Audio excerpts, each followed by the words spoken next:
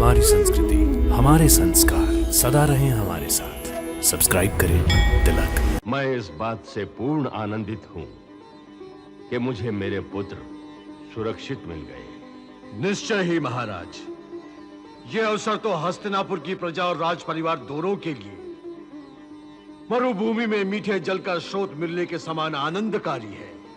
राजनैतिक दृष्टि से भी हमारा राज्य महत्वपूर्ण हो गया है। हमें पांचाल जैसे समृद्धशाली राज्य के संबंधी होने का गौरव मिला है। महाराज, अब तो पांडवों का परिवार भी बस गया। शनय शनय उनके कुल में वृद्धि भी होगी। इसलिए हस्तिनापुर के राज्य में उन्हें भी भागीदार बनाना उचित होगा। भागीदार? भागीदार क्यों? वे हमारे पुत्र हैं और पिता और पुत्र के बीच में भागीदारी कैसी?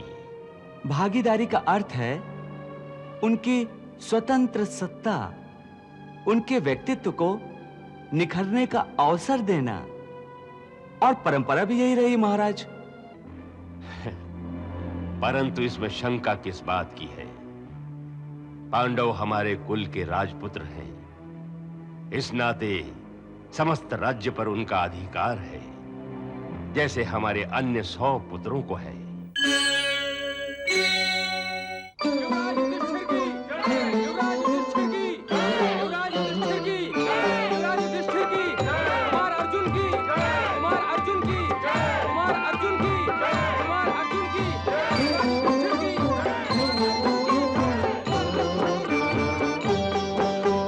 पांचों कुमार और द्रौपदी को संग लेके यहाँ श्री कृष्ण पधारे।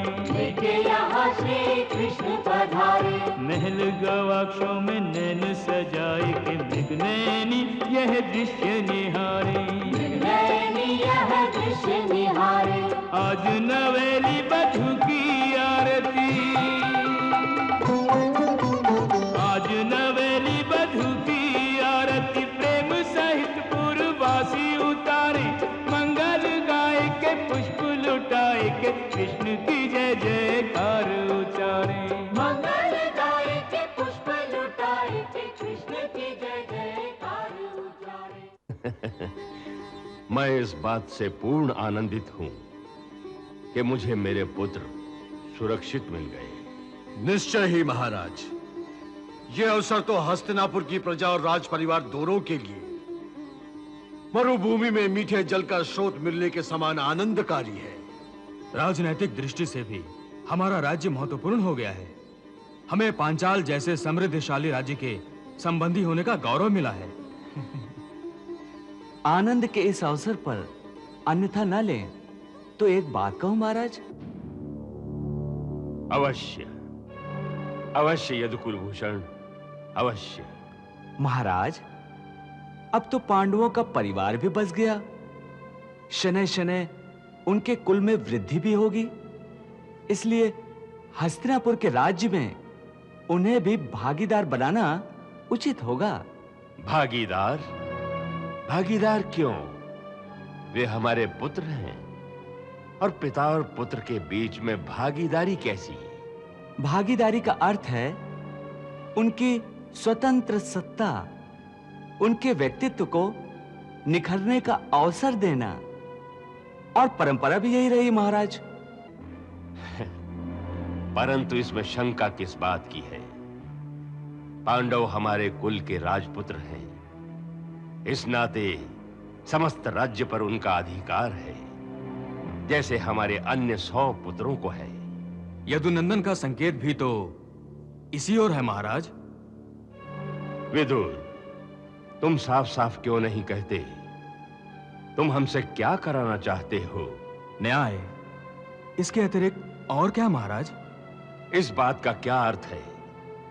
क्या मैंने अभी तक न्याय नहीं किया? कौरवों और पांडवों के प्रति अपने स्नेह में मैंने कोई पक्षपात किया है क्या? आपने तो सदैव पांडवों के हित का ध्यान रखा है महाराज। तो फिर हस्तिनापुर राज्य को 2 बराबर भागों में बांट देने में कौन सी असुविधा है? नगर का भी बंटवारा किया जा सकता है। तो पांचाल के युवराज हमारे राज्य का बंटवारा कराने आए हैं। नहीं महाराज, युवराज धृष्टद्युम्न तो पांडवों को एक स्वतंत्र राजा देखना चाहते हैं और अपनी बहन को पटरानी। मुझे इसमें क्या आपत्ति हो सकती है, परंतु मैं हस्तिनापुर का बंटवारा नहीं कर सकता। हस्तिनापुर हम कुरुवंशियों का प्राण है, धड़कन है। इसकी ईंट ईंट में हमारे कुल की यश गाथा के प्रमाण हैं। मैं हस्तिनापुर का बंटवारा नहीं सह सकता। तो फिर पांडवों को जो भी भूभाग आप सौंपेंगे वो उन्हें स्वीकार होगा।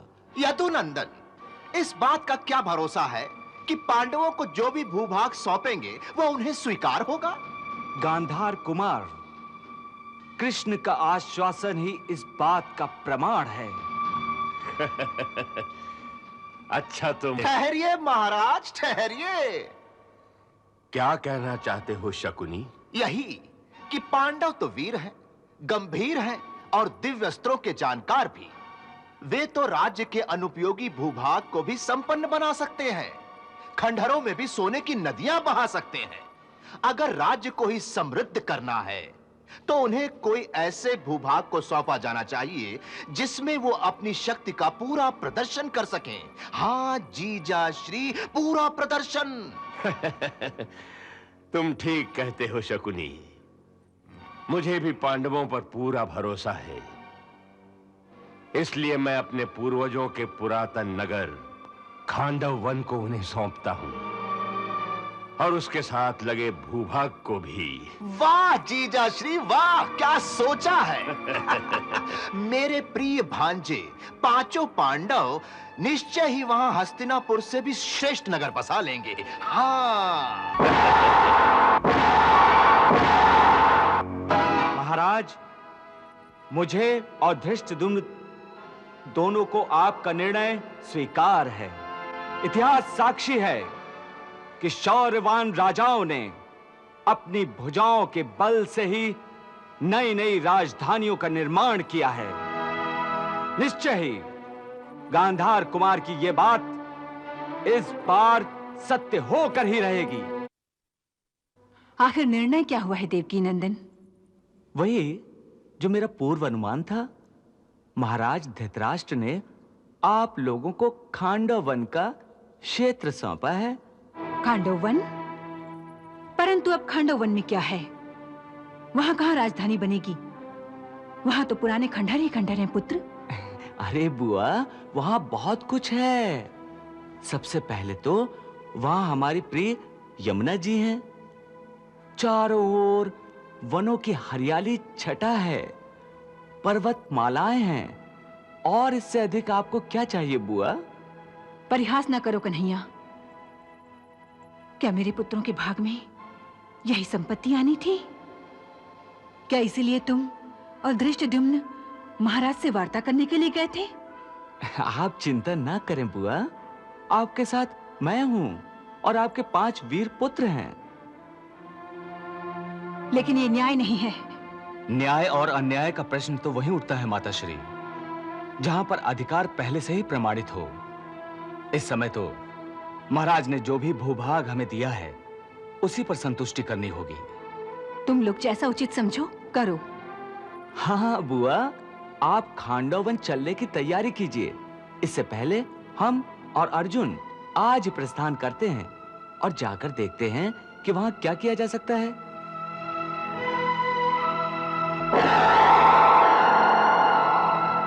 बंटवारा हुआ राज का, गुरुजन हुए आश्वस्त। पांडु सुतों के भाग में आया खांडव प्रस्थ, आया खांडव प्रस्थ।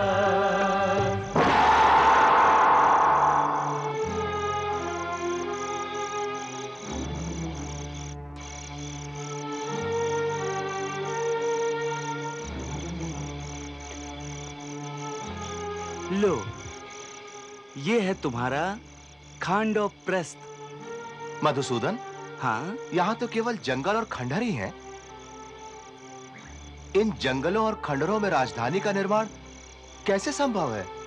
संभव है, सब कुछ संभव है। मनुष्य के दृढ़ निश्चय के आगे कुछ भी असंभव नहीं रहता पार्थ। हमें इन्हीं खंडहरों में राजधानी की संभावनाओं का पता करना है, और हस्तिनापुर से हम आए भी इसीलिए हैं अर्जुन। चलो चलिए।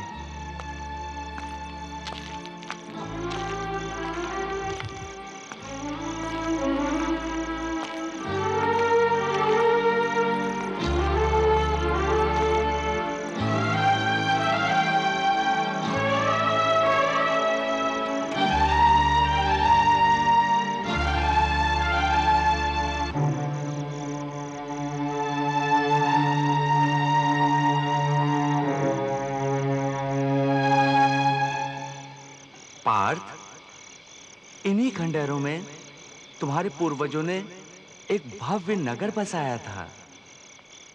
कल्पना करो, उस काल में उन्हें किन किन कठिनाइयों का सामना करना पड़ा होगा। मधुसूदन, इस कार्य में अवश्य दैवी शक्तियों ने सहायता की होगी। सो तो आज भी संभव है। अर्थात ये कि जब भी कोई जीव दृढ़ संकल्प होकर एक दृढ़ विश्वास के साथ किसी भी काम का बीड़ा उठाता है, तो दैवी शक्तियों को उसकी सहायता के लिए स्वयं ही आना पड़ता है। यही कर्म का दैवी विधान है अर्जुन।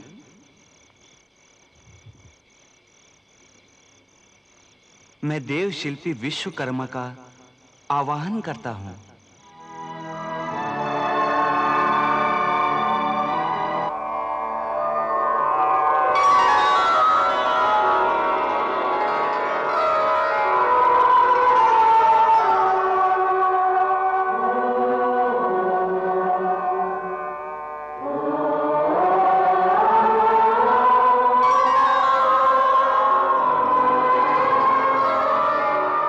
हे प्रभु, विश्वकर्मा का प्रणाम स्वीकार करें।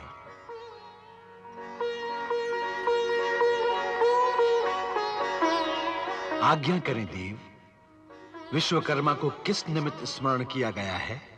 हे देवशिल्पी, पहले आपने मेरे कहने से द्वारिकापुरी का निर्माण किया था। हाँ। अब आपको इसी वन प्रांत में पांडवों के लिए एक भव्य राजधानी का निर्माण करना है। भगवान, उसके लिए मेरी क्या आवश्यकता है? दानवों का राजा मैं दानव, मेरा मित्र है। वो दैत्य शिल्पी भी है।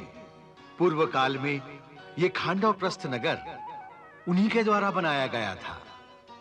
वे इस भूमि के चप्पे चप्पे से परिचित हैं प्रभु, और इन दिनों इसी वन में विहार भी कर रहे हैं। तो आप शीघ्र उसका आह्वान करें। हमें अति शीघ्र एक वैभवशाली राजधानी चाहिए। जैसी प्रभु की आज्ञा।